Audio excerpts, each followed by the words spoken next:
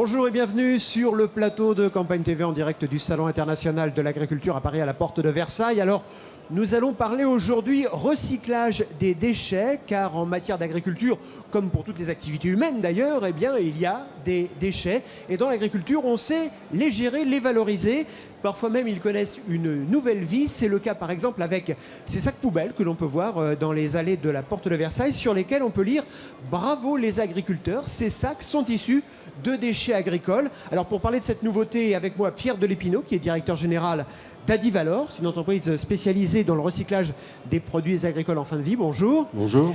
Et Manuel Gavel, qui est agriculteur dans l'Eure, Chanceux, près de Giverny. Tout à fait. Et Bonjour. vous êtes impliqué dans cette démarche. Vous recyclez vos déchets. Tout à fait. Alors, tout d'abord, Pierre Delépinot, parlez-nous de ces sacs que l'on voit ici dans les allées de la porte de Versailles. Ils sont faits avec quoi? Oui, c'est ça qu'ils ont une belle histoire. Ce sont en fait au départ des films plastiques utilisés en agriculture. Alors ça peut être des films de serre, ça peut être des films de paillage en maraîchage, mais ça peut être également des bâches d'ensilage ou des films pour conditionner le foin. Et on récolte, on trie et on récolte tous ces plastiques. On les livre chez des recycleurs qui vont les transformer en plastique. Et à partir de ce plastique transformé, on va refabriquer des sacs. Et les sacs que vous avez là sont fabriqués à 100% à partir de plastique agricole. Et ils sont fabriqués en Aveyron, en France. Et les produits, les produits qui sont transformés au départ, et vous les transformez en quoi? En granulés? Vous les transformez en... On va les trier, les broyer, les laver, parce que rien n'est propre, généralement, quand ça vient du champ. Et puis ensuite, on va les retransformer, vous allez le voir tout à l'heure, dans ces petits grains plastiques, qui sont la matière première du plasturgiste. Alors, pour mieux comprendre comment ça marche, eh bien, je vous propose de regarder ces quelques images.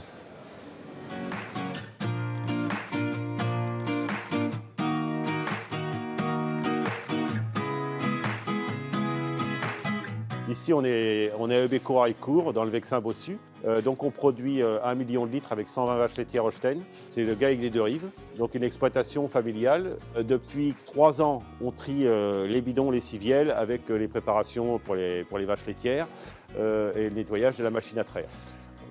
Ensuite, on a commencé à trier les films en rubanage avec les filets qui vont avec pour entourer l'herbe qui est enrubanée. Et puis, depuis cet automne, on a commencé à trier les ficelles. Donc, les ficelles qui enroulent, qui tiennent la paille, les balles de paille. Le tri, c'est pour éviter de brûler parce que sur une exploitation comme nous, on génère quand même 2 000 à 3 000 litres de bidons par an en volume, donc on souhaite quand même préserver la nature. Quand on trie, c'est simple, on va prendre l'enrubanage. On prend le film et on l'enroule, on le met on le compresse avec nos mains pour faire un petit rouleau. En fait, on recrée un petit rouleau. Et voilà, puis après, on le met dans la sâche. Et la même chose pour le filet. Le filet, on débarrasse le filet du ballot. Et puis, on l'entoure autour de notre main pour faire une petite boule, un petit rouleau, quoi. Et puis, on le met aussi dans un autre sac. On a positionné les points de tri à chaque endroit pour que ce soit facile, pour pas que ce soit une contrainte. Parce que le tri, c'est d'abord à essayer de gagner du temps.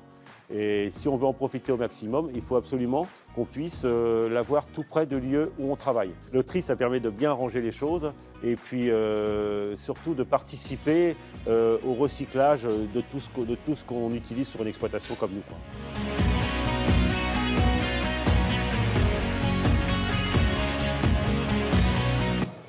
Alors, Manuel Gavel, là, on était Oui. chez vous dans votre exploitation là, de l'Eure, près de Giverny. Oui. Je voudrais savoir ce qui vous a motivé. Qu'est-ce qui fait qu'on décide un jour de garder, de trier et de transformer les déchets agricoles? Voilà, tout d'abord bonjour. Donc c'est vrai qu'on est on est un GAEC avec 4 associés, 2 salariés. Donc il y a du monde, donc il y a une organisation de travail, quoi. Donc par le passé, malheureusement, on gérait ça en brûlant. Et parce que c'est quand même des volumes, comme je l'ai dit dans le reportage. Donc c'est important de pouvoir on a plusieurs activités, vaches laitières, lait d'abord, et puis céréales, colza, maïs, betterave. Donc tout ça, ça fait beaucoup d'activités. Donc des emballages de produits phytosanitaires, des emballages, comme l'a dit Pierre Delépinot, des emballages de films de balles de foin, donc avec le film en rubanage, le filet. Donc ça génère tout de suite du volume. Après, en salle de traite, on a des produits pour l'hygiène de la mamelle et l'hygiène de la machine à traire. Et ça, c'est les bidons. Ça, c'est des bidons, oui, tout à fait. Et j'ai oublié les bâches en silage aussi. Donc tout ça, ça commence à faire beaucoup de volume. Et vous imaginez bien que sur une exploitation polyculture comme nous, ça fait beaucoup de volume. Et si on laisse traîner tout, C'est d'abord pour éviter que ça traîne, parce que sinon on était obligé par le passé de brûler, quoi. Donc là, on trie et on stocke. Pour éviter que ça traîne, pour éviter de polluer, vous êtes un peu écolo, Manuel Gavel? Alors, naturellement, écolo, je ne sais pas si c'est le bon terme, on aime la nature, on vit dedans, on vit avec, on travaille avec le vivant, et ça, c'est formidable. Et donc, comme on est des gens passionnés, vous savez, les agriculteurs sont passionnés par leur métier, ils aiment leurs bêtes, et tout simplement, on essaye de bien faire notre métier. Aujourd'hui, grâce à la fois à la Divalor et la profession, on arrive à avoir toute une chaîne de stockage et triage. Alors, à nous, éleveurs, de bien trier, de bien faire notre travail, d'amener un produit propre. Alors, comme l'a dit Pierre-Denis Bilot tout à l'heure, c'est vrai qu'il y a de la terre, il y a de la paille, il y a du foin. Et bien, écoutez, on essaye d'enlever le maximum, comme vous l'avez vu sur les images, pour que bien. On a une fierté de pouvoir pousser au bout de ce qu'on a acheté, que ça retourne à quelque chose d'utile, quoi. Et c'est pas compliqué finalement. Bah, pour vous, en tout cas, de trier. Il suffit d'avoir envie, quoi. Hein. Alors, dans notre métier, on a beaucoup de. C'est compliqué le métier d'agriculteur parce que c'est un métier passionné, mais c'est pas pour autant que c'est simple. Et donc on a besoin d'être reconnu pour tout ce qu'on fait. Hein. Vous savez, je fais pas de détails, mais bon, la période est quand même assez complexe. Et n'empêche qu'on continue de faire notre métier avec fierté, avec allant, quoi. Hein, voilà. Nos parents, nos grands-parents nous ont appris à faire des choses bien. On continue. Aujourd'hui, les filières nous offrent la possibilité, donc on le fait. Alors, je vous propose maintenant de voir ce que deviennent les déchets stockés par Manuel Gavel dès qu'ils arrivent dans l'usine. Regardez plutôt.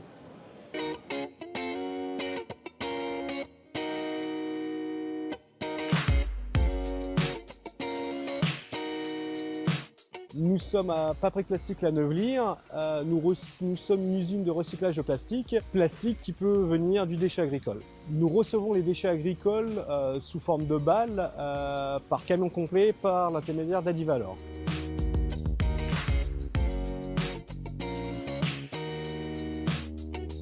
Donc, le cheminement, nous recevons les déchets agricoles par balle. La première étape étant de déchiqueter la balle de ficelle agricole. La seconde étant de la broyer sous eau pour finir par un séchage de la matière.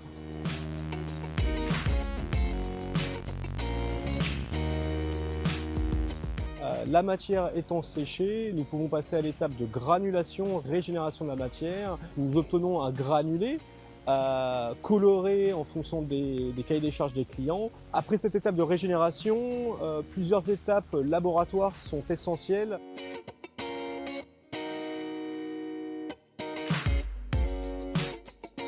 Après validation des tests laboratoires, nous revendons cette matière première issue du recyclage agricole sous forme de granulés, pouvant être utilisée à 100% par nos clients de façon identique à de la matière vierge, tout en respectant leur cahier des charges. Alors Pierre Delépinot, on a devant nous ce qui est la matière première. Moi j'avais l'impression que vous étiez arrivé avec une assiette de lentilles. Eh bien exactement. Là vous avez ici différents exemples de plastique recyclé. Hein. Voilà la matière première qui sort de l'usine qu'on a vue dans le reportage. Et c'est à partir de ce plastique qu'on va fabriquer de nouveaux objets. Donc j'en ai un certain nombre d'exemples ici. Donc on a vu tout à l'heure ces fameux sacs poubelles qui sont dans les allées de la porte de Versailles du salon. Ceux qui sont dans l'allée, ça sont des noirs qui sont fabriqués à partir de bâches noires. Donc c'est des sacs poubelles que vous pouvez avoir chez vous. Il y a beaucoup de sacs maintenant. Les producteurs français de sacs poubelles incorporent de plus en plus de matières recyclées dans la fabrication. Et puis on a plein d'autres choses. Alors on a vu les ficelles. Des ficelles, là vous avez des ficelles noires. Vous avez vu qu'il y en avait de toutes les couleurs. Alors la ficelle, c'est un très bon plastique. C'est un plastique différent. Alors, tous ces plastiques sont différents. C'est pour ça que le tri chez l'agriculteur est capital. Si l'agriculteur ne trie pas, on ne peut pas recycler. Mais on arrive aujourd'hui à recycler plus de 90% de ce qu'on collecte, parce que les agriculteurs trient. Alors, avec ces ficelles, on peut refabriquer de la ficelle. Ça, c'est de la ficelle recyclée. Vous ne faites pas la différence. C'est-à-dire que c'est le cycle de la ficelle, quoi. Elle est de ficelle, elle redevient ficelle. Il y a le plastique qui compose ces ficelles, on peut le retrouver dans beaucoup de pièces dans notre environnement. Ça peut être des pieds, par exemple, des pieds de mobilier. Ça peut être des pièces sous les voitures. Et puis, on commence à avoir des choses un peu plus grand public. Vous voyez ces stylos, ces stylos, ce bouchon, par exemple, c'est du plastique recyclé. Et vous allez en voir de plus en plus dans votre quotidien, des produits qui contiennent 30, 40, 50, 70% de plastique recyclé. Alors on a aussi les bidons, hein, il y a énormément d'emballages. Voilà, c'est les bidons dans les élevages notamment. Voilà, les produits de traitement, les produits d'hygiène pour l'élevage. Alors avec ça, on va fabriquer différents objets. En particulier, vous voyez, ça c'est des gaines pour les câbles électriques enfouis. Et ben, vous voyez, à l'intérieur c'est noir, c'est du plastique recyclé. À l'extérieur c'est rouge, c'est un plastique neuf. On arrive à trouver le meilleur compromis entre les deux. On fabrique ce type de tube également. Ce type de... Là également des tubes, tout ça c'est pour l'industrie. Et puis là on a des big bags. Alors les big bags sont des gros emballages qui servent à transporter les engrais et les semences. Et là aussi on fait pas mal de choses avec ça, dont ces petites cagettes, hein, petites cagettes à légumes, cagettes à pommes de terre. On fabrique, et ça sont des miniatures, j'ai pas pris les pièces grandeur nature, il faut l'imaginer 5 fois plus grandes, ça sont des pièces pour le bâtiment. Hein, on utilise beaucoup de recyclés dans le bâtiment. Et puis plus récemment, alors là aussi je ne l'ai pas emmené avec moi, mais on a des filets par grêle, vous savez les filets qu'on voit sur les champs d'arbres fruitiers. Et bien ces filets par grêle, on les recycle et on fabrique ces pièces. Alors ça donne pas exactement l'idée de ce que c'est. On fabrique des bancs. Les bancs que vous voyez dans une ville par exemple, peuvent contenir du plastique recyclé. Donc du plastique recyclé, on peut en trouver partout et il y en aura demain de plus en plus. Alors, il y a la démarche environnementale, bien sûr, mais il y a aussi la démarche économique. Est-ce que ça coûte cher, par exemple, de faire un banc public avec du plastique recyclé? Aujourd'hui, je suppose que ça doit quand même être assez coûteux. Ça coûte, mais l'objectif, et grâce aux organisations qu'on met en place, ça va être d'optimiser tout ça. Et aujourd'hui, on peut trouver par exemple, du mobilier urbain à des prix comparables et avec des caractéristiques comparables à un matériel qui aurait été fabriqué avec des matières fossiles à 100% qu'il faut importer, qu'il faut acheter. On n'est pas producteur de pétrole, je ne vous fais pas de dessin. Hein, donc on peut substituer sans surcoût. Hein, sans surcoût. Et il y a beaucoup d'agriculteurs qui sont engagés, comme Manuel Gravel, dans cette démarche? Oui, aujourd'hui, on a démarré en 2001. Hein, donc ça a 15 ans. 15 ans après, on estime qu'il y a 300 000 agriculteurs, trieurs, recycleurs. Ce qui est déjà beaucoup. Ce qui est non seulement beaucoup, mais il faut savoir qu'on est champion du monde aujourd'hui, puisque la France est aujourd'hui un modèle.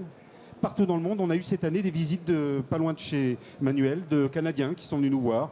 On a des gens d'Amérique latine qui sont venus nous voir. Voilà, on est vraiment le pays leader sur ce sujet et on en est très fiers. Eh bien, merci à tous les deux de nous avoir prouvé que finalement la phrase de Lavoisier, au XVIIIe siècle, était encore furieusement d'actualité, puisque Lavoisier disait « Rien ne se perd, tout se transforme ». Merci de votre attention et à très bientôt sur Campagne TV. Merci. Merci.